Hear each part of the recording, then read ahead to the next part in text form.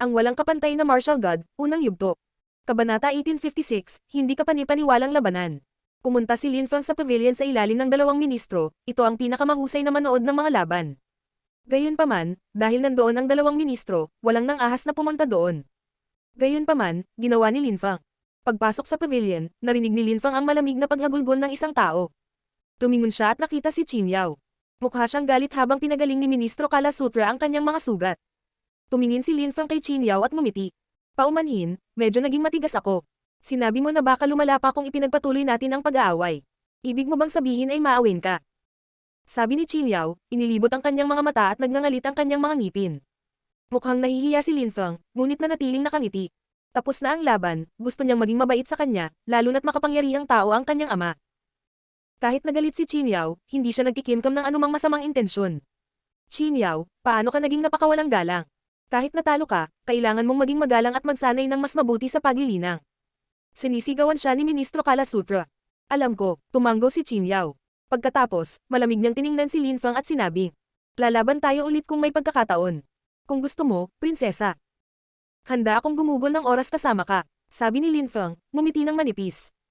Pagkatapos, tumingin siya kay Ministro Aptala at sa kanyang anak na babae at ngumiti sa kanilang dalawa. Tumiti si Ministro Aptala pabalik sa kanya, ngunit hindi ito nagsalita. Tumingon si Lin Feng sa mga yugto ng labanan. Si Zhang Heng ay nakikipaglaban pa rin. Nanalo na siya ng 62 laban, isang pambihirang tagumpay. Dumating siya upang manalo ng 100 laban, hindi niya akalain na si Lin Feng, isang bagong kaibigan, ay mananalo ng ganoon kabilis at sa napakasilaw na paraan. Bukod kay Zhang Heng, isa pang napakalakas na lalaki ang lumalaban. Matagal na rin siyang lumalaban kay Lin Feng. Siya ay nasa medium level na yugto ng labanan ng Hell Emperors, at agad na nakuha ang atensyon ni Lin Feng. Siya ay bulag at nagsasanay sa pagtatanim ng espada. Kahit na siya ay bulag, ang kanyang pagiging espada ay kamangha-mangha. Siya ay hindi lamang mabilis, siya ay tumpak, masyadong. Mahirap makita kung saan nanggaling ang mga atake ng espada noong umatake siya. Siya ay bulag, ngunit kapag lumalaban sa kanya, parang ang kanyang mga kalaban ay ang mga bulag. Isa siyang totoong sword assassin at ang pangalan niya ay Jian Mang. Si Jian Mang ay nakapasok sa entablado ng labanan kasabay ni He Lao. Gayunpaman, hindi pa siya nanalo ng 100 laban, 67 laban lang. Hindi siya mabagal, isa siyang cultivator ng espada. Hindi siya mas mabagal kaysa kay Lin Feng. Mabilis siyang nanalo sa mga laban, kaya bakit nasa battle stage pa siya? Ito ay dahil ang mga atake ng espada ni Jian Mang ay malupit. Matapos saksakin ng mga tao, dahan-dahan niyang pinahirapan ang mga ito, at tinusok ang kanilang mga mata gamit ang kanyang sword energies para mabulag sila. Ang mga ganitong malupit na tao ay bihira. Karamihan sa mga tao sa mga yugto ng labanan ay maawin. Matatanggap ng mga tao ang pagkatalo sa isang labanan, ngunit ayaw nilang magbulag-bulagan kung matatalo sila. Sa makatuwid, ang mga malulupit na tao ay hindi marami. Si Jian Mang ay napakalakas, ngunit dahil siya ay malupit, sa bawat oras na pagkatapos ng kanyang mga laban, ang mga tao ay tumatagal ng mahabang panahon upang pumunta sa kanyang yugto ng labanan dahil sila ay natatakot. Sa sandaling iyon, isa pang nakakakilabot na hiyawan ang kumalat sa hangin. Agad na tinusok ni Jian Mang ang isang mata ng taong iyon. Siya ay mabilis, tumpak, at malupit, naisip ni Lin Feng. Kahit malupit siya, napakalakas din niya. Talagang sulit ang pakikipaglaban sa kanya. Pinanood ni Lin Feng ang laban ni Jian Mang. Pagkatapos ng ilang laban, naunawaan niya na ang espada ni Jian Mang ay napakabilis sa simula, pagkatapos ay patuloy na nagbabago ang trajectory nito nang hindi mahuhulaan at nagresulta sa isang hindi inaasahang panalong hakbang. Kakaiba ang mga atake niya sa espada. Ang paghahanap ng kanyang kahinaan ay napakahirap, dahil ang kanyang mga pag-atake ng espada ay mabilis at hindi mahuhulaan. At saka, sa tuwing lalapit ang mga tao sa espadang China iyon, halos malagutan sila ng hininga. At sa kasamaang palad, sa tuwing natatalo sila, binubulag sila ni Jian Mang. Nagpraktis din si Lin Feng ng pagtatanim ng espada, gumamit siya ng tuwid na daan, gamit ang ganap na kapangyarihan upang talunin ang kanyang mga kaaway, ngunit umasa si Jian Mang sa kanyang mga diskarte at katumpakan, ngunit ang mga resulta ay pareho, ganap na takot. Si Jian Mang ay makakakuha ng 100 tagumpay. Hindi maraming tao ang makakalaban sa kanya. Napakaraming tao ang tila nakakakuha ng 100 tagumpay ngayon, naisip ng madla. Biglang kuminang ang mga mata ni Wang Zuo habang pinagmamasdan si Jian Mang. Wang Zuo, maaari kang manalo laban sa kanya. Tanong ni Ministro Kala Sutra Wang Zuo. Si Wang Zuo ay isang medium level na Hell Emperor tulad ni Jian Mang. At saka, nasilaw na siya sa battle stage noong nakaraan.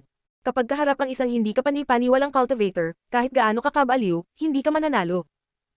Walang pakialam na sagot ni Wang Zuo. Tumiti si Ministro Kala Sutra at sinabi, sa kasamaang palad, nanalo ka na ng 100 tagumpay sa nakaraan, kaya hindi ka na makakabalik sa yugto ng labanan. Kung hindi, gusto kong makitang talunin mo siya. Mabagal na lumipas ang oras. Si Zhang Heng ay nagkaroon ng 83 tagumpay at pagkatapos, sa kasamaang palad, natalo siya laban sa isang napakalakas na cultivator. Nabigo siya pagkatapos na malapit sa tagumpay. Ngunit hindi nagalit si Zhang Heng. Sa simula, hindi niya intensyon na tapusin ang mga laban ng sabay-sabay, gusto niyang magpahinga, ngunit pagkatapos ay nakita niyang nanalo si Lin Feng sa lahat ng sunod-sunod niyang laban at nagpatuloy. Ngayon natalo siya, pero at least may natutunan siya. Tumingin si Zhang Heng kay Lin Feng at ngumiti. Lin Feng, nanalo ka na ng 100 laban. Ikaw ay magiging isang nakasisilaw na cultivator. Hindi ako nananatili dito. Babalik ako sa ibang araw at susubukan ulit. At saka pupunta rin ako sa bayan para makita ka. Tinawag si Zhang Heng. Sige, sana manalo ka ng 100 laban sa lalong madaling panahon. Tumiti pabalik si Lin Feng kay Zhang Heng, pinapanood siyang tumalikod at umalis. Pagkatapos noon, wala nang ibang mababang antas na emperador ang nagtagumpay ng 100 beses. Sa mga medium-level na Hell Emperors, nagtagumpay si Jian Mang. Katulad ni Lin Feng, natapos niya ang lahat ng kanyang laban nang hindi nagpapahinga ni minsan. Sa sandaling iyon, isang opisyal ang lumapag sa entablado ng labanan at inihayag sa uwak.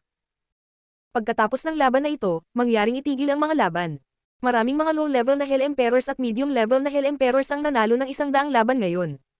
Magkakaroon ng mga labanan sa pagitan nila. Ang mga mata ng lahat ay kumikinang sa pag-asa. Ang mga nanalo ay pawang mga henyo. Ang mga labanan sa pagitan nila ay magiging makapangyarihan.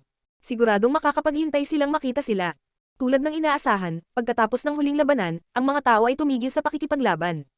Isang malakas na cultivator sa hangin ang nagturo sa dalawang yugto ng labanan. Ang isa ay ang yugto ng labanan kung saan nakipaglaban si Lin Feng, at ang isa pa ay ang yugto kung saan nakalaban ni Jian Mang. Dahil ang dalawang tao ay nanalo ng 100 tagumpay sa mga yugto ng labanan ngayon, maaari tayong magpatuloy sa kanila. Nagsitayuan ang mga tao sa pavilion at nagtinginan sa isa't isa. Hindi masaya si Qin Yao. Galit siyang tumingin kay Lin Feng. Dapat siya ay nasa yugto ng labanan, ngunit natalo siya ni Lin Feng. Ang mga katunggali ay nakarating sa dalawang yugto ng labanan ng sunod-sunod. Medyo marami sila. Para sa mga medium-level na Hell Emperors, mayroong 11 tao kabilang si Jian Mang. Para sa mga mababang antas ng Hell Emperors, mayroong 13 tao kabilang si Lin Feng. Kung kaya mong talunin ang 9 na tao, magkakaroon ka ng mga pribilehiyo. Sa sandaling iyon, lahat ay tumingin sa paligid. Sa mga mababang antas ng Hell Emperors, tiyak na mananalo si Lin Feng. Malakas ang prinsipe ng Six Abysses, ngunit natalo siya ni Qin Yao. At siya ay napakalakas, ngunit natalo siya ni Lin Feng. Kahit na ang ibang mga tao ay nanalo ng 100 laban, mahihirapan pa rin silang talunin si Lin Feng. Tiyak na makakakuha siya ng mga pribilehiyo. Sabi ng isang tao. Sa bleachers, maraming tao ang nagpahayag ng kanilang opinyon. Mahinahong ngumiti si Ministro Aptala at sinabing, si Lin Feng ay naging sikat ngayon. Kumbinsido ako na matatalo niya ang 9 na tao. Ang opisyal sa entablado ng labanan ay nagpatuloy. Alam mo ang mga patakaran, maaaring simulan ni Lin Feng ang mga labanan at hamanin ang 9 na tao. Kung matalo siya, kailangan niyang umalis sa yugto ng labanan, at ang mananalo ay maaaring magpatuloy sa paghamon sa 8 iba pang tao. Sa entablado ng labanan ng mga low-level na Hell Emperors, mayroong 13 tao, at magsisimula na si Lin Feng. Ang bawat cultivator ay maaari ding matalo ng 3 beses. Matapos ang 3 talo, natanggal sila dahil kulang ang mga manlalaban para matalo ng higit sa 3 beses at manalo ng 9 na beses. Sa ganoong paraan, ang mga patakaran ay patas. Ano ang magiging hitsura ng mga labanan? Kahanga-hanga ang lahat ng mga kabataang iyon. Ang walang kapantay na martial god, unang yugto. Kabanata 1857, 1 laban sa 6. Sa kabilang yugto ng labanan, si Jian Mang ang unang nagsimula ng mga laban. Sa entablado ng labanan ng mga low-level na Hell Emperors, si Lin Feng ang una. Kailangan niyang manalo laban sa 9 na tao. Ang pagiging una ay may kalamangan, maiiwasan nila ang mga taong inaakala nilang napakalakas at magsimula sa mga mahihina kung kilala nila sila. Hindi magiging mahirap ang 9 na laban para sa binatang iyon. Mahinahong sabi ni Ministro Kala Sutra. Tumanggo si Qin Yao at sumang-ayon. Siyempre, napakalakas niya. Tiyak na makakakuha siya ng mga pribilehiyo. Tinalo siya ni Lin Feng. Kung sinabi niyang hindi mananalo si Lin Feng ng 9 na beses, nangangahulugan ito na hindi niya magagawa. Pero ang 12 tao na iyon ay hindi kapani-paniwalang mga tao, nanalo na rin sila ng 100 laban. Mga henyo sila. Hindi na ako makapaghintay na makita kung paano niya sila matatalo. Sabi ni Ministro Kala Sutra na may nakaaabang ng ngiti. Sinulyapan ni Lin Feng ang mga taong kailangan niyang hamanin. Wala siyang kakilala. Ang lahat ng mga taong iyon ay mga mababang antas na emperador at lahat sila ay nanalo ng 100 laban. Ang 12 tao na iyon ay pawang malalakas na cultivator. Siguro kasing lakas sila ng mga estudyante ng Champion University na nasa top 20. Hindi ako lalaban sa kanilang lahat ng sabay-sabay, gayunpaman, naisip ni Lin Feng. Tinuro niya ang isa sa kanila at sinabi, "Kamahalan, halika at lumaban ka." Jin Panguan. Napatingin ang karamihan sa taong pinili ni Linfang. Nakasuot siya ng magagandang damit, at mataba na may bilog na mukha. Hindi man siya may kumpara kay Heilau, mukha talaga siyang mataba para makagalaw. Isa siyang gold cultivator, at ang kanyang gold cosmic energies ay makapangyarihan. Pinutol niya ang mga tao gamit ang gintong enerhiya. Hindi siya masaya na hinamon siya ni Linfang. Pagkatapos ng lahat, nakita niya kung gaano kalakas si Linfang, ang lahat. Ang pagiging unang matatalo ay nakainis. At 3 beses lang siyang matatalo. Laban kay Linfang, mayroon siyang maliit na pagkakataon na manalo, kaya hindi siya magkakaroon ng maraming pagsubok. Magkaharap ang dalawa habang ang iba ay lumipat sa gilid ng stage. Pinutol ng mga gintong ilaw ang hangin at biglang nawala si Jin Panguan. Kahit mataba siya, wala itong epekto sa bilis niya. Naramdaman ni Linfang na nagsimula ang ulan ng ginto, at ang bawat patak ng ginto ay kasing talas ng talim. Napuno ng mga sipol ang kanyang tenga. Lumipat ang mga ilaw patungo kay Linfang. Kasabay nito, lumitaw ang isang gintong lapis sa kamay ni Jin Panguan. Ang kanyang lapis ay gumuhit sa kalangitan, na naglalaman ng isang malakas na nakamamatay na lakas. May impresyon si Linfang na siya ay ipapako. Ang gintong lapis ng lalaking iyon ay parang espada. Ito ay matalas at naglalaman ng ginto at walang laman na espasyo na cosmic energies. Ikanaway ni Linfang ang kanyang kamay at lumitaw ang siyam na sinaunang kaldero. Nine Cauldron Celestial Attack. Sabi ni Linfang, winawagayway ang kanyang kamay habang ang mga kaldero ay naglalabas ng mga tunog ng pagsipol. Kasabay nito, pinalibutan siya ng mga wind cosmic energies at bigla siyang lumitaw sa itaas sa kalangitan, kasunod ng mga kaldero. Ikulong, sabi ni Linfang, at lumitaw ang isang hola. Gayunpaman, ang gininto ang enerhiya ay tumagos sa hola at sinira ito. Panuntunan, sabi ni Linfang, parang kidlat ang paggalaw ng kanyang mga mata. Ang lakas ng pamamahala ni Deva Marakalpa ay lumipat patungo kay Guan at ininas siya. Hinatak ni Jin Panguan ng isang mahabang mukha. Alam ni Linfang ang napakaraming iba't ibang pag-atake.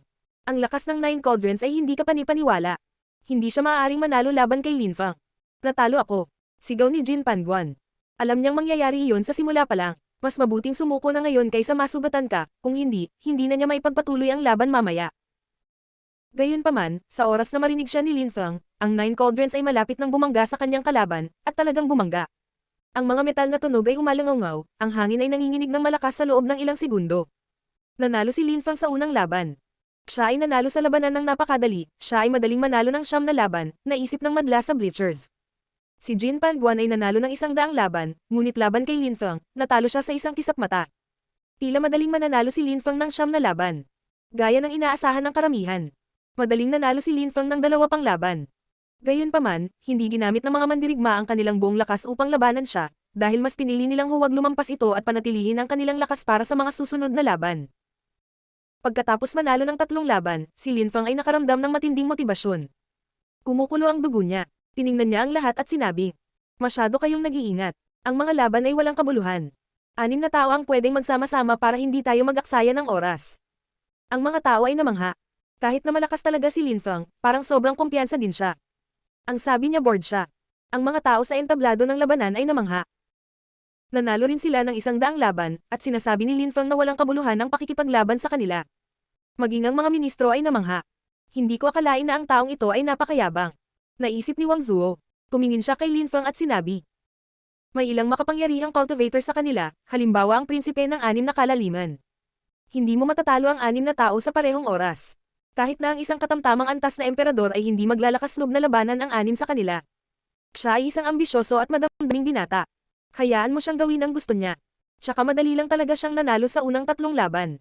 Sila ay mga henyo na nanalo ng 100 laban, at si Linfang ay nabigo. Naiintindihan ko siya. Hayaan mo na," mahinahong sabi ni Ministro Aptala. Hindi siya mukhang mapilit, at hindi rin niya sinusubukang ipahiya ang mga tao. Passionate lang siya. Titingnan natin kung kaya niyang maging mayabang o hindi. Sabi ni Ching Ching, ngumiti ng malumanay. Nagulat si Wang Zuo, ngunit mabilis siyang ngumiti at sinabi, "Tama ka, dapat akong maghintay at tingnan bago pamuna." Nang marinig ng mga tao sa entablado ng labanan si Linfang at pagkatapos ay ang mga ministro, hindi sila natuwa. Lahat sila ay nanalo ng 100 laban, bakit sila nandoon ngayon?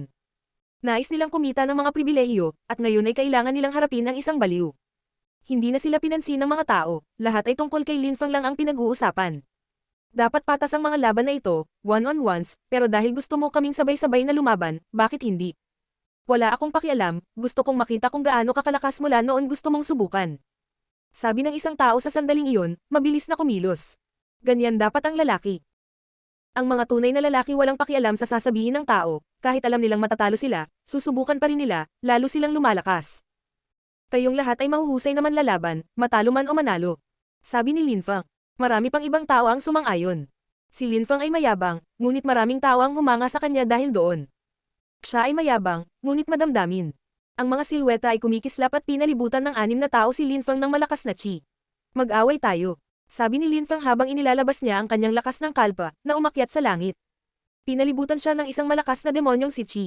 Ang Dev Amara Kalpa ay gamulong sa mga alon na parang kulog. Mukha siyang Death God. Maraming nakakasilaw na ilaw ang lumitaw. Unang sumalakay si Prinsipe Mai, nagpakawala ng itim na lakas na nagpawi sa kalangitan. Naramdaman ni Lin Fang na nahulog siya sa impyerno habang ang hangin sa paligid niya ay selyado. Hindi matatawaran ang net technique. Ang mga mata ng lahat ay kumikinang. Sunod-sunod na umatake ang 6. Isang malakas na talam ang gumalaw patungo kay Lin Fang, habang kasabay nito, tumama ang maliliit na itim na baga. Nawala si Lin Fang sa loob ng lahat ng enerhiyang iyon. Ikinumpas niya ang kanyang mga kamay at inatake ang magkabilang mandirigma. Isang kalpaweb ang lumitaw sa paligid niya, ang kapaligiran ay patuloy na sumasabog. Nagbanggaan ang mga enerhiya at sumipol ang hangin sa paggalaw. Lumipad sa hangin si Lin Fang. Ikinumpas niya ang kanyang mga kamay at mas maraming enerhiya ang lumabas, kabilang ang lakas ni Kalpa. Isang nakasisilaw na matalim na espada ang gumuhit sa kalangitan at lumipat patungo sa hindi matatakasan na net technique. Nagpatuloy si Lin Fang sa pagbangon sa ere. Saan ka pupunta? Malamig na sigaw ni Prinsipe Mai. Ginamit niya ang magkabilang kamao at naglabas ng cosmic energies para atakehin si Lin Fang. Ang kanyang mga enerhiya ay bumuo ng isang hole sa paligid ni Lin Fang. Kailangan ko muna siyang talunin. Si Lin Fang ay mukhang isang sinaunang Panginoon. Ang hangin ay kumaluskos habang ang malakas na lupa at mga demonyong enerhiya ay lumitaw sa itaas ng kanyang ulo. Binitawan ni Lin Fang ang isang napakalaking kamay patungo sa demonyo at martilyo ng lupa. Gumamit siya ng pisikal na lakas at lakas ng Deva Mara Kalpa sa pag-counter.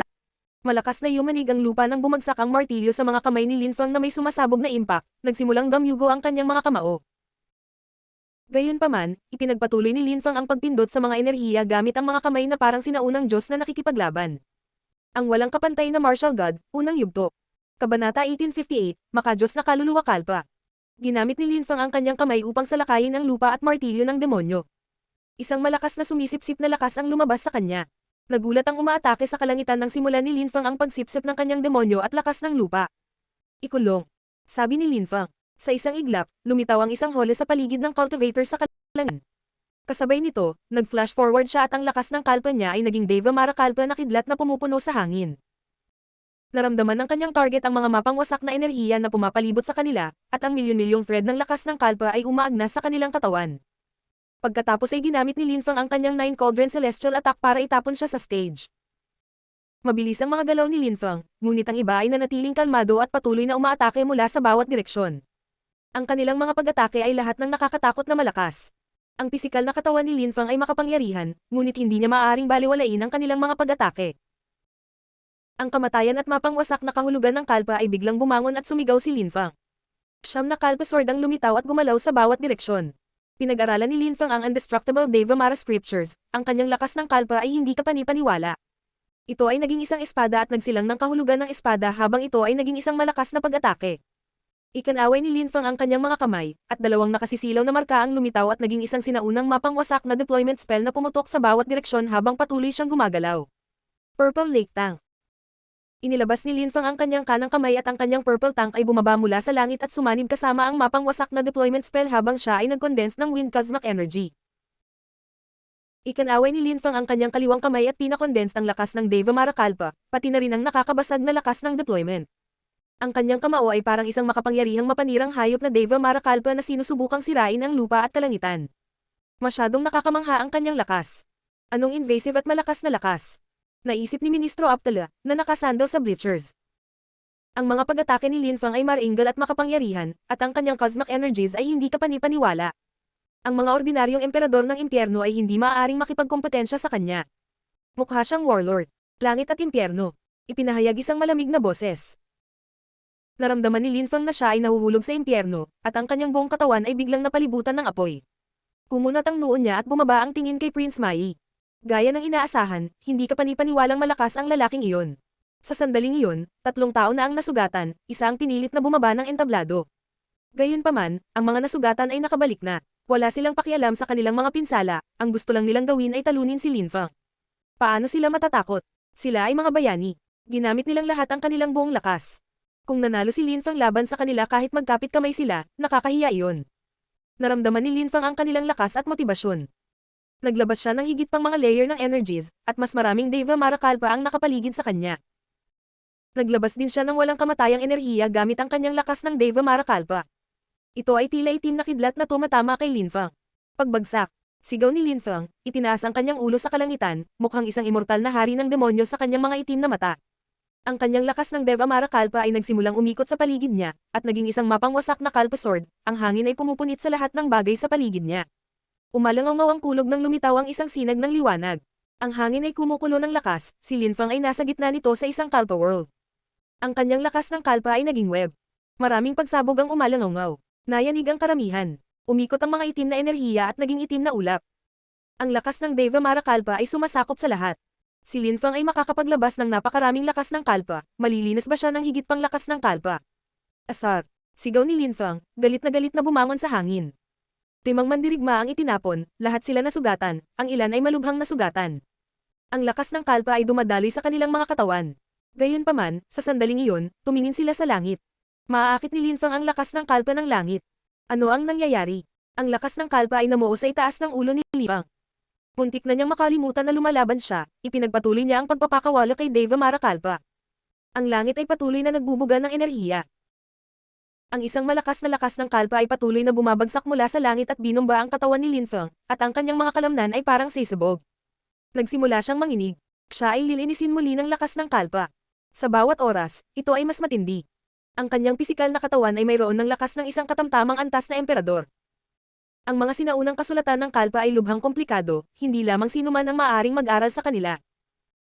Karamihan sa mga taong nagsimulang pag-aralan ang mga ito ay kadalasang sumuko sa ilang sandali pagkatapos na magsimula dahil ang lakas ng Kalpa ay maaaring sirain sila, at maaari silang mamatay. Ang lakas ng Kalpa ay bumabagsak mula sa langit upang linisin ang kanyang katawan. Iyan ay isang kasanayang pinag-aralan niya. Ang sabi ni na Ministro Aptala at Kala Sutra. Nagulat silang dalawa. Ang lalaking iyon ay nakakagulat na nag-aral ng isang kasanayan na nagbigay daan sa kanya upang maakit ang lakas ni Kalpa at linisin ang kanyang katawan. Napakalakas ng sinaunang kasulatan. Ang mga tao ay namangha at kinilig sa kanilang nakikita. Ang isa pang ulap ng lakas ng Deva Marakalpa ay nahulog at binomba muli ang katawan ni Lin Fang. Naramdaman ni Lin Fang na siya ay paralisado. Binomba pa lang siya ng unang round, wala pa siyang segundo para makabawi bago na naman siya binomba ng second round ng lakas ng Kalpa. Buhay Cosmic Energy. Ilang tao ang nakakaunawa sa buhay na Cosmic Energy. Naisip ng karamihan, naramdaman ang buhay na Cosmic Energy. Sa impyerno, ang mga tao ay umiinom ng itim na tubig, ang lahat ay nakabatay sa itim na tubig.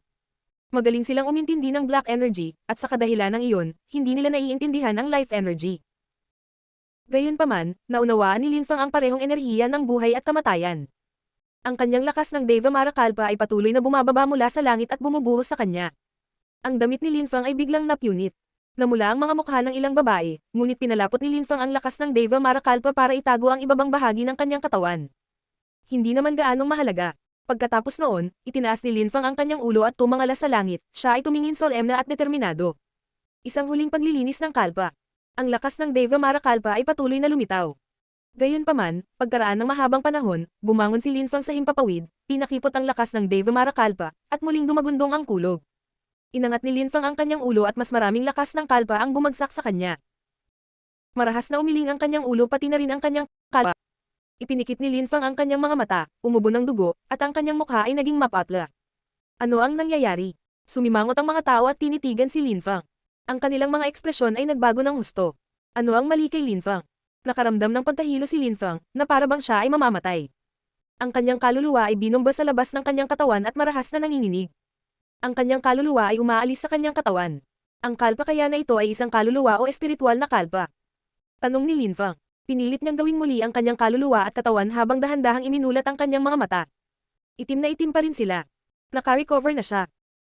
Sa pagkakataong ito, ang paglilinis ay hindi kapanipaniwala, ang kanyang kaluluwa ay itinulak palabas sa kanyang katawan at siya ay duguan. Ngunit ang kanyang paghahangad ay mahusay, kaya siya ay nagtiyaga. Ang kanyang lakas ng Deva Marakalpa ay mas malakas na ngayon. Gotcha. Kinuyam ni Lin Fang ang kanyang mga kamao, ang lakas ng Kalpa ay sumabog at nagkalat. Ang bawat lakas ng Kalpa ay nahahati sa 9 na antas, at mayroong 9 na antas ng lakas ng Kalpa, na nangangahulugang 81 antas. Si Lin Fang ay isang mababang antas na emperador, kaya sa antas na iyon, maaari siyang linisin ng 81 layer ng lakas ng Kalpa. Para sa isang ordinaryong cultivator, matapos linisin ng 81 beses ng lakas ng kalpa, nagbago ang kanilang kaluluwa. Pero iba si Linfang. Ang kanyang pisikal na katawan ay mayroon ng lakas ng isang katamtamang antas na emperador, at sa pagkakataong ito ang kanyang kaluluwa ay nagbago. Ang kanyang pisikal na katawan ay naging mas malakas at ang kanyang demonyo cosmic energies ay nagbago din. Ngayon, ang kanyang cultivation level ay umabant na sa isang medium level na emperador. Napakalakas ng kasanayan, sabi ni Ministro Aptala. Namangha siya. Napatingin ang lahat sa kanya nang marinig siya at kinilig. Nakalusot si Linfang habang nakikipaglaban, salamat sa lakas ng Deva Mara Kalpa. 9 na beses na siyang nalinis ng lakas ni Kalpa, at nagbago ang kanyang kaluluwa at katawan. Ngayon, mayroon siyang chi ng isang katamtamang antas na emperador. Gayunpaman, ang kakaiba ay muka, pa rin siyang isang Zun cultivator. Kaya ngayon ano ang tungkol sa labanan? Tanong ni Ministro Kalasutra. Nagulat din siya. Si Linfang ay nakalusot at naging isang medium level na Hell Emperor sa panahon ng labanan. Gayunpaman, siya ay nasa yugto pa rin ng labanan ng mababang antas ng mga emperador ng impyerno. Si Linfang ay nanalo ng 100 laban at walang gaanong masasabi tungkol sa labanan laban sa 6 na iba pa ng sabay-sabay. Malakas talaga siya. Ngayong nakalusot na siya, mahalaga ang labanan. Nakangiting sabi ni Ministro Aptala. Ang mga tao ay tumingin sa mga cultivator sa paligid ni Linfang. Napabuntong hininga si Prinsipe Mai at sinabing, nagawa na niya ang isang mahusay na trabaho. Siguro, nanalo siya. Pagkatapos, tumalikod siya at umalis sa battle stage. Habang naglalakad palayo, sinabi niya habang paalis. Kahit na ipagpatuloy mo ang mga laban, ang pakikipaglaban para sa 9 na tagumpay ay wala ng saysay. Ang walang kapantay na martial god, unang yugto. Kabanata 1859, Pamahalaang lungsod. Umalis na rin ang ibang tao sa battle stage nang marinig nila si Prince Mai. Lahat sila ay determinado at masigasig na mga tao. Lahat sila ay mga henyo na nanalo ng 100 laban sa entablado ng labanan. Hindi nila kayang labanan ng isang malakas na medium level na Hell Emperor. 6 sa kanila ang sabay na lumaban kay Linfang, at madali niyang natalo ang mga ito, nasugatan pa ang ilan sa kanila. Ginamit ni Linfang ang Deva Mara Kalpa at nakalusot, ito ay masyadong hindi kapanipaniwala. Ang ibang mga tao ay tumaas sa hangin at umalis. Nagpa siya ang mga nakalaban kay Linfang na huwag manatili sa entablado ng labanan at umalis. Napakabilis, nag-iisa si Linfang sa entablado ng labanan. Nang makita ng karamihan si Linfang na nag-iisa sa entablado ng labanan, bamantong hininga sila. Ang pakikipaglaban sa isang tulad nito ay napakapangit. Sa sandaling iyon, lumapag ang opisyal ng lungsod sa entablado ng labanan at ngumiti kay Linfang. Linfang, alam naming napakalakas mo. Ang dakilang emperador ng impyerno ay mahilig sa mga labanan, at ikaw ay isang magiting na manlalaban. Mula ngayon, maaari mong ma-access ang lahat ng panlabas na gusali ng pamahalaan ng lungsod. Maaari ka ring pumunta sa lahat ng mga pavilion at bulwagan ng pamahalaan, hindi ka lang makakapunta sa mga tirahan ng mga tao, malinaw naman. Ang hukbo ng lungsod ay binubuo ng 108 hukbo. Kabilang sa mga ito, mayroong 72 Hell Imperial Armies at 36 na Great Imperial Armies. Mayroong lahat ng uri ng hukbo sa 72 hukbong imperial. Pagkatapos mong maunawaan ang iba't ibang tropa, maaari kang pumili ng isa at sumali sa kanila. Hindi mo na kailangan pang kumuha ng mga pagsubok. Nang marinig iyon ng karamihan, namangha sila. Ang mga taong nakapagpanalo ng 100 laban ay napakalakas na. Ang mga maaaring manalo ng 9 na laban-laban sa iba pang mga kampyon ay mas malakas, at nais ng lungsod na suportahan ang gayong mga talento. Lahat sila ay may magandang kinabukasan. Maraming mga ministro ang bumangon sa ganoong paraan, at nang makita nila si Linfang, isang gwapo at malakas na binata, madali nilang naiisip kung ano ang magiging kinabukasan niya. Gaya ng inaasahan, ito ang mga uri ng pribilehiyong makukuha mo. Malaya na akong makakabiyahe sa loob ng mga gusali ng pamahalaan ngayon. Naisip ni Linfang. Maaari rin siyang pumunta sa lahat ng pavilion at bulwagan ng pamahalaan, na malamang na naglalaman ng hindi kapanipaniwalang mga kayamanan, tulad ng mga sinaunang at mahiwagang mga banal na kasulatan. Ang Great Emperor Song ay talagang nagbigay ng malaking kahalagahan sa gayong mga henyo. Sa kasamaang palad, ang antas ng paglilinang ni Linfang ay napakababa. Ang Great Emperor Song ay hindi maaaring personal na magbigay ng anumang kahalagahan sa kanya. Pagkatapos ng lahat, siya ay isang katamtamang antas na emperador. Para sa Great Emperor Song, isa sa mga hari ng Tenyama Courts, iyon ay mababa. Gayunpaman, ang dakilang emperador na kanta ay nagtakda ng mga pamamaraan at tuntunin, kaya ang kanyang mga katulong ang nag-asikaso sa gayong mga tao. Kung ipinagpatuloy ni Linfang ang mabuting gawain, makakatagpo niya ang dakilang kanta ng emperador maaga o huli. Maraming malalakas na cultivator sa Great Imperial Song City, hindi kayang tulungan ng Great Emperor Song silang lahat ng isa-isa. Maraming salamat Ginoo. Magalang na yumuko si Linfang. Tumiti si Ministro Aptala at sinabi, hindi ko akalain na makakakita ako ng napakahusay na cultivator ngayon. Wang Zuo, anak ko, parang nagkamali ka na naman ngayon. Nakalaban niya ang 6 na tao, at kahit na hindi siya nakalusot, nanalo siya. Kaya niyang ipagmalaki at siguradong medyo mayabang siya. Magiging pareho kayo. Ministro Aptala, tama ka. Nagkamali ako, hindi ko akalain na magiging ganoon kalakas siya. Ngayon, isa na siyang medium level na Hell Emperor, sa hinaharap, magiging katulad siya ni Jima. Madaling sumang-ayon si Wang Zuo. Hindi siya nasaktan sa sinabi ng ministro, at ikinumpara pa niya si Jian Mang kay Lin Fang. Tumingin siya sa kabilang battle stage. Si Jian Mang ay nanalo na ng 7 laban, iyon ang ika-8. Sabi ni Wang Zuo, napakalakas ni Jian Mang, ngunit mas kamangha-mangha si Lin Fang. Nakipaglaban siya sa lahat ng mababang antas na mga emperador ng impyerno ng sabay-sabay. Binulag lang din ni Jian Mang ang isa sa mga kampiyon na iyon. Ang iba ay lahat na sugatan. Ganun pa rin kalupit si Jian Mang. Mahinahong sabi ni Qin Yao. Sumang-ayon si Ministro Kala Sutra. Sana lahat ay maging katulad ni Lin Fang. Kahit na hindi magkasundo sina Ministro Aptala at Ministro Kala Sutra sa lahat, kinilala nilang dalawa si Lin Fang. Kahit na nawala si Ministro Kala Sutra sa impyerno dahil kay Lin Fang, wala siyang pakialam dahil hindi pa siya nakakita ng ganoong kalakas na cultivator sa loob ng maraming taon.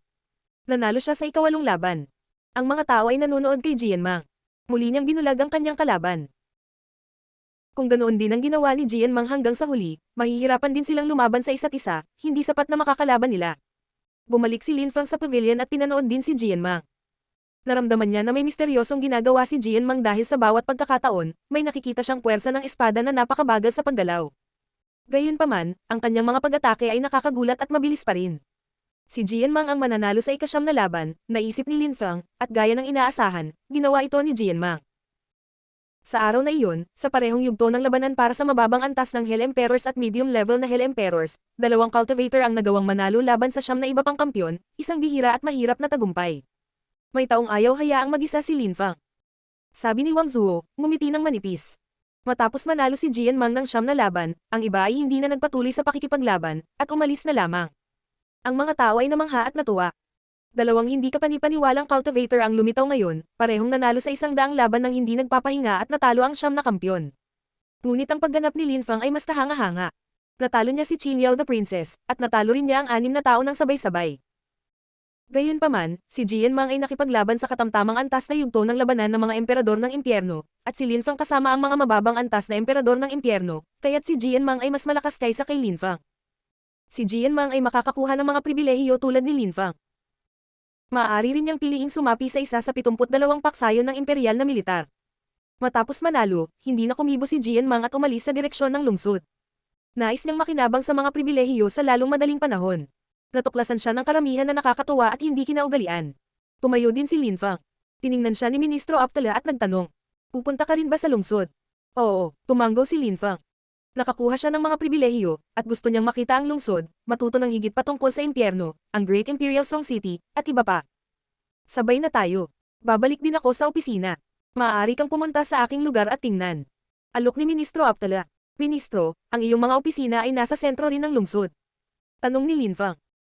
Nagulat si Ministro Aptala, hindi alam ni Lin Fang ang tungkol sa kanya. Lin Fang, ang mga ministro sa lungsod na ito ay nasa ilalim ng utos ng Great Emperor Song. Ang parehong naaangkop sa bawat lungsod. Ang bawat lungsod ay nahahati sa mga pribadong distrito at mga panlabas na distrito. Ang pribadong distrito ay kung saan nakatira ang Great Emperor Song at kung saan kami, ang kanyang mga ministro, ay mayroong aming mga opisina. Ang panlabas na distrito ay para sa mga ordinaryong aktibidad. Magalang na paliwanag ni Ministro Kala Sutra. Lin Fang, nasa private district din ang opisina ko. Matutulungan kitang baguhin ang impyerno mo. Masayang-masaya si Lin Fang na maimbitahan ng 2 ministro. Tila kasing laki ng isang bansa ang lungsod. Mga ministro, gusto ko munang maging pamilyar sa lungsod.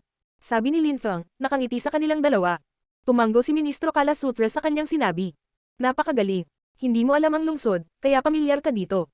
Lin Fang, ipapakita ko sa iyo kung gusto mo. Malugod na alok ni Wang Zuo. Sinulyapan ni Lin Fang si Wang Zuo. Mukha siyang prinsipe, o ibang pambihirang tao, pero nakangiti siya sa mapakumbaba. Maaari siyang umupo kasama ng 2 ministro, na nangangahulugang siya ay may mataas na posisyon. Sige, salamat sayo. Sumang-ayon si Lin Fang na may mabilis na ngiti at tango, hindi tinatanggihan ang imbitasyon ni Wang Zuo. Nais niyang maging pamilyar sa lungsod kaya mabuti ang pagkakaroon ng gabay. Sige, lahat kayo ay henyo, makipagkaibigan at matuto sa isa't isa. Qin Yao, umalis na tayo. Sabi ni Ministro Kala Sutra. Umiling si Qin Yao at sinabi, Tay, wala akong gagawin. Sasama ako kay Wang Zuo. Habang malamig na nakatingin kay Lin Fang. Nagulat si Ministro Kala Sutra, ngunit ngumiti lang ito at tumanggo. Sige. Ayon sa gusto mo, bago siya umalis. Lin Fang, kung may problema ka, pumunta ka sa Aptala office para hanapin ako. Sa direksyon ni Ministro Aptala. Pagkatapos, sinulyapan niya si Qingqing. Tara na, tumango siya at sumunod sa ama. Brother Linfeng, pakiusap.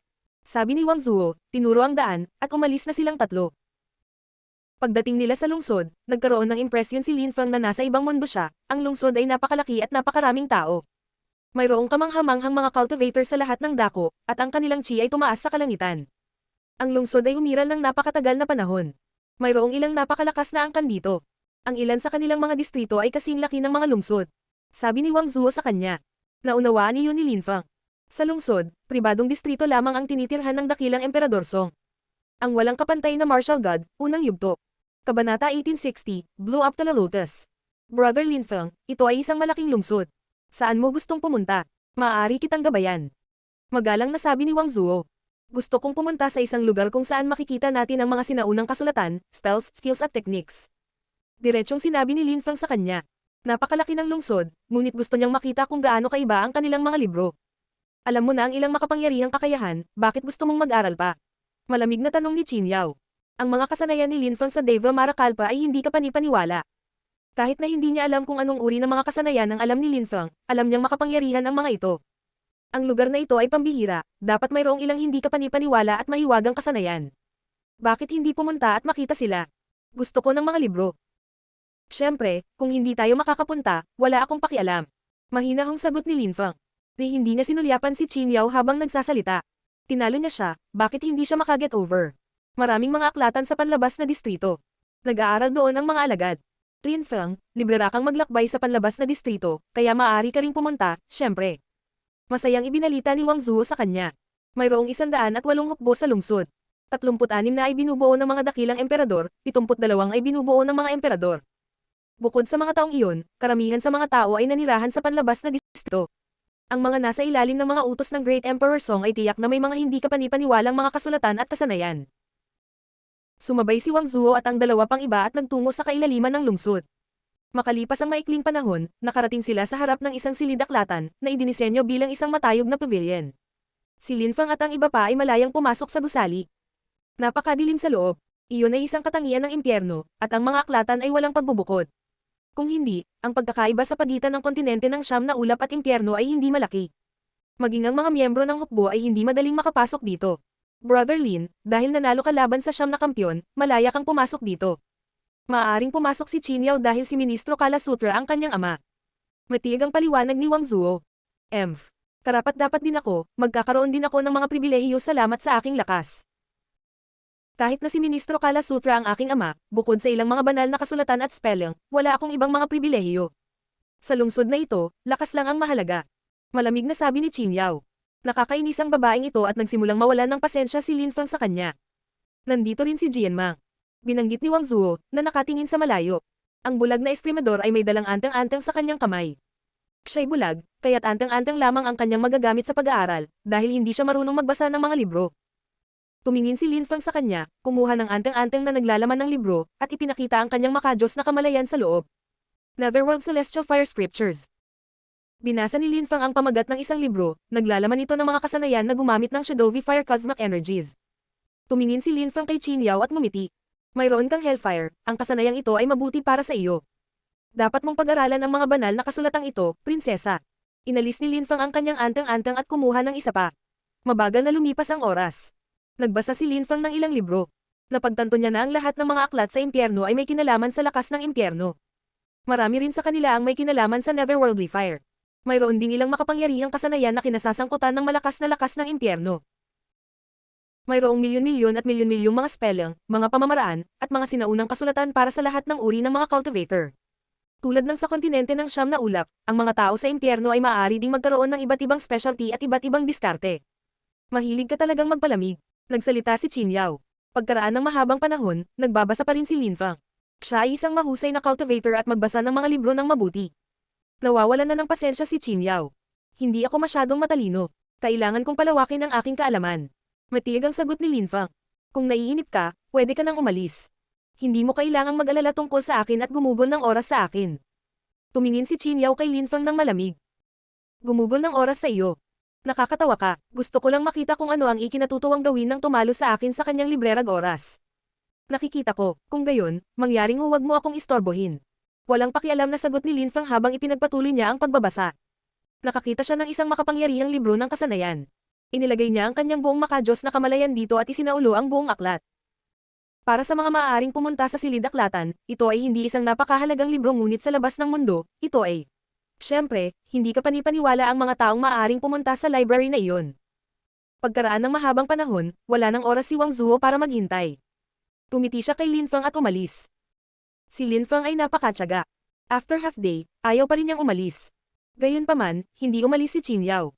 Nanatili siya kay Lin Feng at nagbasa rin ng ilang libro. Lin Feng. Tumingon si Lin Feng at napansin ang isang napakaputlang babae. Prinsesa Qingqing.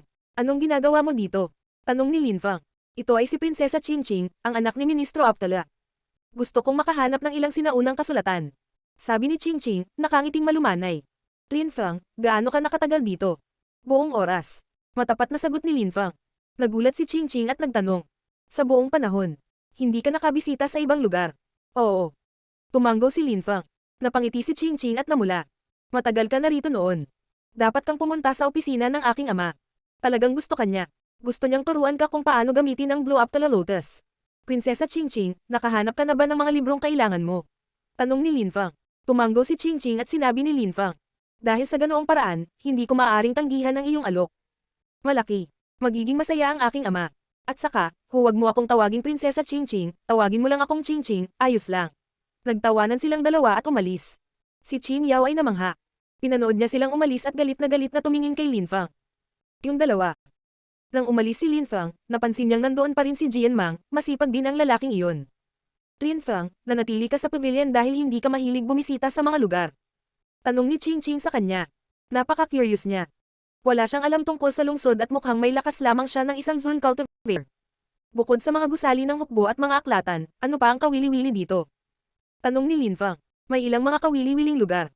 Tumiti si Qingqing. Ngunit ngayon ay pupunta tayo sa aking ama, hindi ka mabibigo. Nagtungo ang dalawa sa pribadong distrito. Ito ay isang lugar na karaniwang hindi malayang mapupuntahan ng mga tao. Siyempre, may ilang mga exception, dahil dinala ni Qingqing si Lin Feng sa isang kakaibang lugar sa loob nito. Ang opisina ng Aptala ay tila isang bakanteng bukid.